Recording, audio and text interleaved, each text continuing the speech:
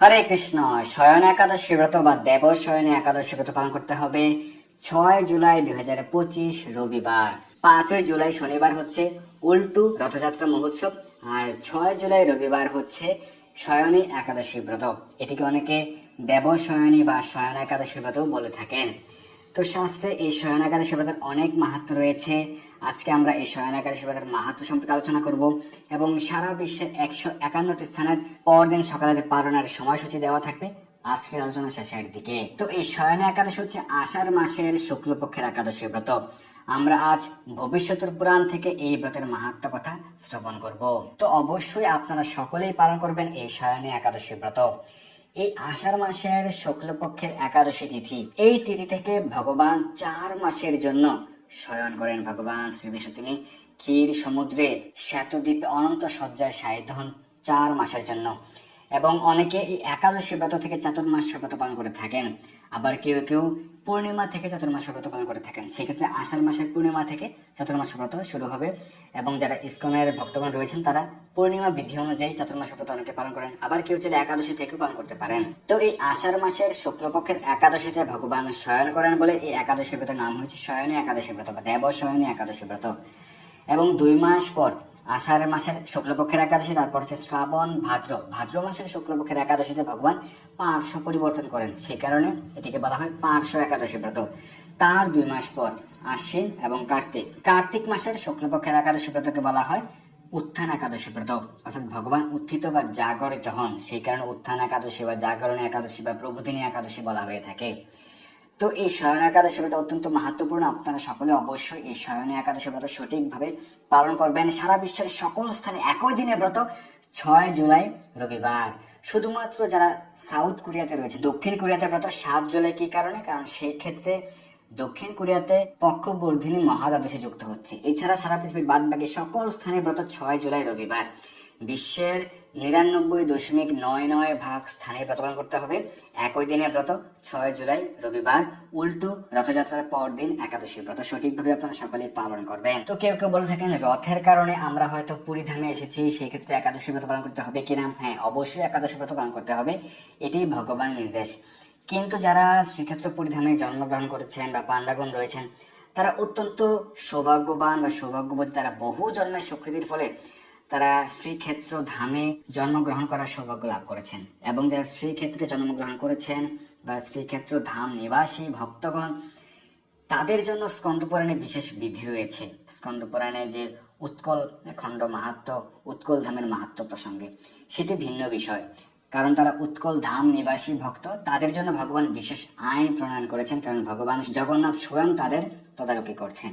কিন্তু আমরা যারা উৎকল নিবাসী নই, আমরা যারা পুরী ধামে জন্মগ্রহণ করার সৌভাগ্য আমাদের নেই, কিন্তু আমরা পুরী ধামে আমরা ভ্রমণ করতে যাই বা আমরা পুরী ধাম দর্শনে যাই, আমরা ভগবান জগন্নাথের দর্শনে যাই।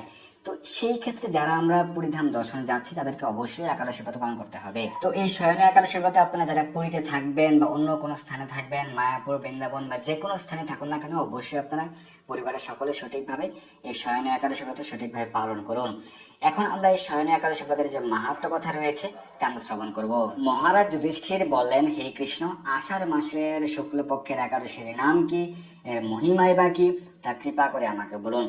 প্রতিটি একাদশী ব্রতের মাহাত্ম্য থেকে আমরা দেখতে পাই যে মহারাজ যুধিষ্ঠির তিনি প্রশ্ন জিজ্ঞাসা করছেন ভগবানের নিকট, আর ভগবান বিভিন্ন কল্পের দৃষ্টান্ত সহকারে উত্তর প্রদান করছেন। শ্রীকৃষ্ণ বলেন, ব্রহ্মা এই একাদশী সম্পর্কে দেবর্ষি নারদকে যা বলেছিলেন আমি সেই আশ্চর্যজনক কথা তোমাকে বলছি। শ্রী ব্রহ্মা বললেন, হে নারদ, এই সংসারে একাদশীর মতো পবিত্র আর কোনো ব্রত নেই।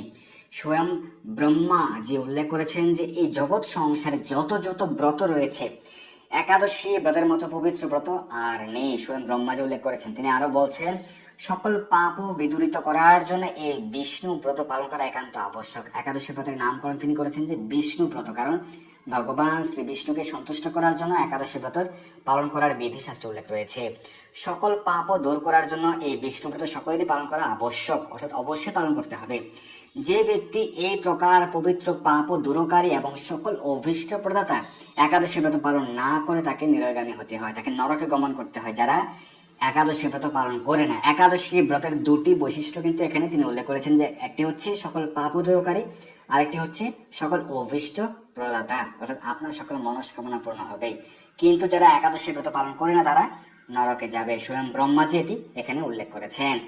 আষাঢ়ের শুক্লপক্ষের এই একাদশী শয়নী নামে বিখ্যাত।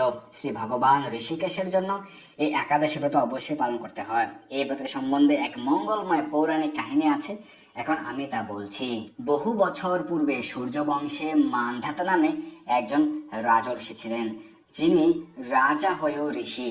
এবং এই মান্ধাতা ঋষি বা মান্ধাতা রাজার যে জন্ম ইতিহাস, কিভাবে তার জন্ম হলো, অত্যন্ত ব্যতিক্রম এই দৃষ্টান্ত, সেই সম্পর্কে কিন্তু আমাদের বিস্তৃত আলোচনা রয়েছে আমাদের চ্যানেলে, আপনারা দেখে নিতে পারেন। তো এই মান্ধাতা রাজা তিনি ছিলেন রাজর্ষি, তিনি ছিলেন সত্য প্রতিজ্ঞ এবং প্রতাপশালী চক্রবর্তী রাজা। আমরা দেখতে পাই যে পূর্বে যারা চক্রবর্তী ছিলেন তারা ছিলেন রাজা, ক্ষত্রিয় ছিলেন। যদিও বর্তমান কলিযুগের প্রভাবে এগুলিতে অনেক পরিবর্তন দেখা যায়, কিন্তু পূর্বে আমরা দেখতে পাই যে যত যত দৃষ্টান্ত রয়েছে চক্রবর্তী সম্পর্কে, প্রত্যেকে ছিলেন ক্ষত্রিয় রাজা এবং অত্যন্ত উন্নত স্তরের রাজা। সকল রাজা কিন্তু চক্রবর্তী রাজা হতে পারতেন না। যাদের অনেক ক্ষমতা ছিল, যারা অনেক রাজ্য অধিকার করেছিলেন এবং অনেক অন্যান্য রাজাদেরকে পরাজিত করতে পেরেছিলেন, সেক্ষেত্রে তারা চক্রবর্তী রাজা হতে পারতেন। তো এই রাজা মান্ধাতা ছিলেন চক্রবর্তী রাজা এবং তিনি প্রজাদেরকে তার নিজের সন্তানের মতো স্নেহের সহিত তিনি প্রতিপালন করতেন। সকল প্রজাকে তিনি নিজের সন্তানের মতো দেখতেন। সেই রাজ্যে কোনো প্রকার দুঃখ ছিল না, রোগ ব্যাধি ছিল না, কোনো প্রকার ভয়, কোনো খাদ্যের অভাব বা কোনো অন্যায় আচরণ কিছুই ছিল না। এইভাবে বহুদিন অতিবাহিত হলো। কিন্তু এক সময় হঠাৎ দৈব দুর্বিপাকে ক্রমাগত 3 বছর সে রাজ্যে কোনো বৃষ্টি হয়নি, একটানা 3 বছর কোনো বৃষ্টি হয়নি। এবং এর ফলে দেবতাদের দান মন্ত্রে যে স্বাহা স্বাধা যে মন্ত্র ইত্যাদি শব্দ বন্ধ হয়ে গেল, এমনকি বেদ পাঠ ক্রমশ বন্ধ হলো। কারণ বৃষ্টি হচ্ছে না, এর ফলে শস্য হচ্ছে না, অন্ন উৎপাদন হচ্ছে না, লোকেরা কিছু খেতে পারছে না। এবং সেই কারণে যারা সেই সময়ে মনে এসেছিলেন তারাও কিন্তু খাদ্যের অভাবে তাদের জীবন দুর্বিষহ হয়ে পড়লো এবং তারা যজ্ঞ আদি বন্ধ করে দিল। তখন প্রজারা রাজার কাছে এসে বলতে লাগলো, মহারাজ দয়া করে আমাদের কথা শুনুন। শাস্ত্রে জলকে নার বলা হয়েছে, আর সেই জলে ভগবানের অয়ন অর্থাৎ নিবাস, তাই ভগবানের এক নাম হচ্ছে নারায়ণ। জয় ভগবান শ্রীমান নারায়ণ কি জয়। তো ভগবান নারায়ণের এই যে নারায়ণ নামের অর্থ কি আমরা জেনে গেলাম। নার মানে হচ্ছে জল আর অয়ন মানে হচ্ছে নিবাস। যেহেতু ভগবান শ্রী বিষ্ণু তিনি কারণ সমুদ্রে কারণ জলে অবস্থান করেন, তো সেই কারণে ভগবানের নাম হচ্ছে নারায়ণ। মেঘরূপে তিনি সর্বত্র বাড়ি বর্ষণ করেন। কে? ভগবান শ্রী বিষ্ণু। তিনি মেঘরূপে সর্বত্র বাড়ি বর্ষণ করেন, বৃষ্টিপাত হয় ভগবানের কৃপাতেই। আর সেই বৃষ্টি থেকে অন্ন এবং অন্ন গ্রহণ করে প্রজাগণ জীবন ধারণ করেন। এখন সে অন্নের অভাবে প্রজারা কিন্তু খুব দুঃখে রয়েছে। অতএব হে মহারাজ, আপনি এমন কোন উপায় অবলম্বন করুন যাতে আপনার রাজ্যের শান্তি এবং কল্যাণ সাধন হয়। রাজা মান্ধাতা বললেন, তোমরা ঠিকই বলেছ, অন্ন থেকে প্রজার উদ্ভব এবং অন্ন থেকেই প্রজার পালন, অর্থাৎ সমস্ত প্রজাগণের যে সৃষ্টি, যে উদ্ভব, সেটি হয় অন্ন থেকেই। কারণ তাদের পিতামাতা কিন্তু অন্ন গ্রহণ করেছিল, তাদের পিতামাতা অন্ন গ্রহণ করেছিল, তাই অন্ন থেকেই প্রজার উদ্ভব এবং অন্ন থেকেই প্রজার পালন। সমস্ত প্রজাগণ পালিত হবে, জীবিত থাকবে, সুস্থ থাকবে কিভাবে? অন্ন গ্রহণ করার মাধ্যমে। তাই অন্নের অভাবে যদি অন্ন গ্রহণ করা না হয়, অর্থাৎ খাদ্যের অভাব হয়, তাহলে কি হবে? প্রজারা বাঁচতে পারবেন না। আবার রাজার দোষে কিন্তু রাজ্য নষ্ট হয়। যদি কোনো রাজার দোষ থাকে, রাজা যদি সঠিকভাবে রাজ্য পালন না করেন, তাহলে কিন্তু রাজ্যে অশান্তি দেখা দেয়। কিন্তু আমি আমার নিজের বুদ্ধিতে আমার নিজের কোনো দোষ খুঁজে পাচ্ছি না, রাজা মান্ধাতা বলছিলেন। তবু প্রজাদের কল্যাণের জন্য আমি আপ্রাণ চেষ্টা করব। তারপর রাজা ব্রহ্মাকে প্রণাম করে সৈন্য সহ বনে গমন করলেন। সেখানে প্রধান প্রধান ঋষিদের আশ্রমে ভ্রমণ করলেন। এইভাবে একদিন তিনি ব্রহ্মার পুত্র মহাতেজস্বী অঙ্গিরা ঋষির সাক্ষাৎ লাভ করলেন। তাকে দর্শন মাত্রই রাজা মহানন্দে ঋষির চরণ বন্দনা করলেন। মুনিবর থেকে আশীর্বাদ ও কুশল প্রশ্ন জিজ্ঞাসা করলেন। রাজা তখন তাকে বনে আগমনের যে কারণ রয়েছে সেটি সবিস্তারে ঋষির কাছে বর্ণনা করলেন। ঋষি অঙ্গিরা কিছু সময় ধ্যানস্থ থাকলেন এবং কিছু সময় ধ্যানস্থ থাকার পর তিনি বলতে লাগলেন, হে রাজন, এটি সত্য যুগ। দেখুন, সত্য যুগে কিন্তু সকলে যে একাদশী ব্রত পালন করতেন সেটি আমরা কিন্তু এখন দেখতে পাবো।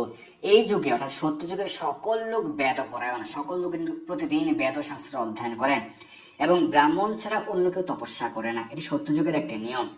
এবং এই নিয়ম থাকা সত্ত্বেও এক শূদ্র এই রাজ্যে তপস্যা করছে এবং তার এই অকার্যের জন্য রাজ্যের এই অবস্থা। তাই তাকে যদি কোনো কারণে বধ করা যায় তাহলে এই সকল প্রকার দোষ দূর হবে। রাজা বললেন, হে মণিবর, তপস্যাকারী নিরপরাধ ব্যক্তি, তাকে আমি কিভাবে বধ করি? আমার পক্ষে সহজ সাধ্য অন্য কোনো উপায় থাকলে আপনি দয়া করে আমাকে বলুন।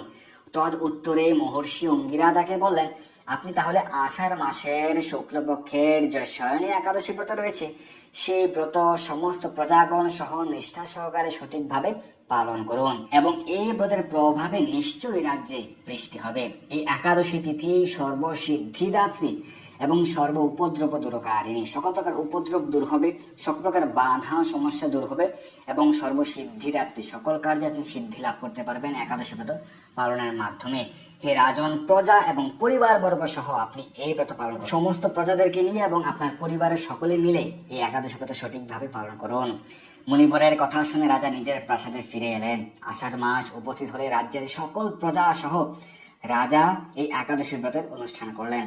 অর্থাৎ সকল প্রজারাও কিন্তু রাজার কথা মতো, নির্দেশ মতো একাদশী ব্রত পালন করেছিলেন। সত্যযুগ হওয়া সত্ত্বেও কিন্তু সকলে তখন একাদশী ব্রত পালন করতেন, কোনো প্রকার এক্সকিউজ দিতেন না। আমরা দেখতে পাই অনেক একাদশী ব্রতের মাহাত্ম্য থেকে অন্যান্য একাদশী ব্রতের মাহাত্ম্য আমরা দেখতে পাই যে ত্রেতা যুগে, দাপর যুগে কিন্তু একাদশী ব্রত পালন করা হতো। এরকম না যে শুধু কলিযুগের জন্য এই সিদ্ধান্ত না, চতুর্যুগে কিন্তু একাদশী ব্রত পালন করা হয়ে থাকে। তো তারা যে একাদশী ব্রত পালন করলেন সেই ব্রতের প্রভাবে প্রচুর বৃষ্টিপাত হলো এবং কিছুকালের মধ্যে অন্যের অভাব দূর হলো।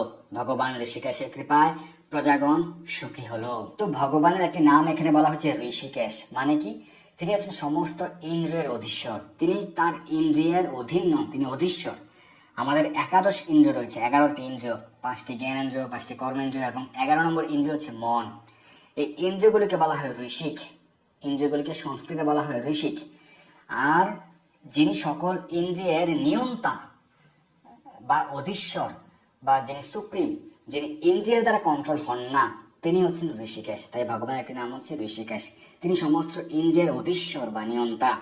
তো ভগবান ঋষিকেশের কৃপায় প্রজাগণ সুখী হলেন। এই কারণে সুখ ও মুক্তি প্রদানকারী একাদশী ব্রত হচ্ছে সুখ প্রদানকারী, সুখ লাভ হবে, হ্যাপিনেস এবং মুক্তি প্রদানকারী। এই উত্তম ব্রত পালন করা সকলেরই অবশ্যই কর্তব্য, অর্থাৎ প্রত্যেকটি একাদশী ব্রত পালন করা সকলের অবশ্যই কর্তব্য ভগবান বলছেন। এবং এটি ভবিষ্যতের পুরাণে উল্লেখ রয়েছে। ভবিষ্যতের পুরাণে যুধিষ্ঠির শ্রীকৃষ্ণ সংবাদে তথা নারদ ব্রহ্মা সংবাদে এই একাদশীর মাহাত্ম্য বর্ণিত হয়েছে।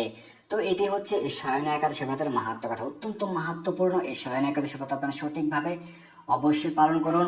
6 জুলাই 2025 রবিবারে আপনারা শুদ্ধভাবে পরিবারের সকলে মিলে এই শয়ন একাদশী ব্রত পালন করুন এবং একাদশী ব্রতের পরদিন আপনারা সকালে পালনের নির্দিষ্ট সময়ের মধ্যে সঠিকভাবে ব্রতের পালন করবেন, ব্রত সমাপন করবেন।